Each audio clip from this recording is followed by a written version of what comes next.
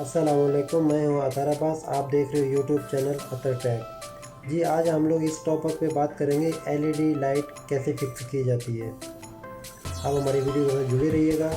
हम आपको बताएंगे कि लाइट की मार्किंग कैसे करनी है और कटिंग कैसे करनी है और कनेक्शन कैसे करना है। ये लाइट है, लाइट की फ्रंट साइड है और ये लाइट की बैक साइड। और लाइट की बैक साइड पे जो ना हमें चेक कर रहे हैं। अब ये सीलिंग का सेंटर कर रहे हैं जहाँ हमें लाइट लगानी है। अब ये मार्किंग कर रहे हैं और ये सेंटर का मार्किंग हो चुका है।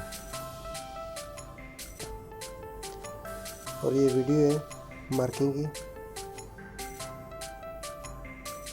मार्किंग और ये सेंटर की मार्किंग होने के बाद फिर हमने गोल सा होल करना है। अब ये फर्मा बनाकर हमने गोल सा निशान लगाया है। अब जो है ना कटिंग हो रही है।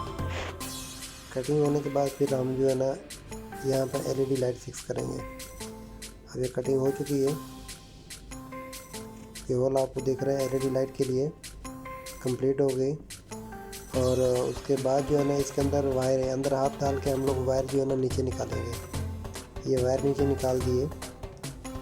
अब जो है ना एलईडी लाइट का जो अडाप्टर है उसका कनेक्शन हो रहे हैं। अब एलईडी लाइट के कनेक्शन कंप्लीट हो चुका है।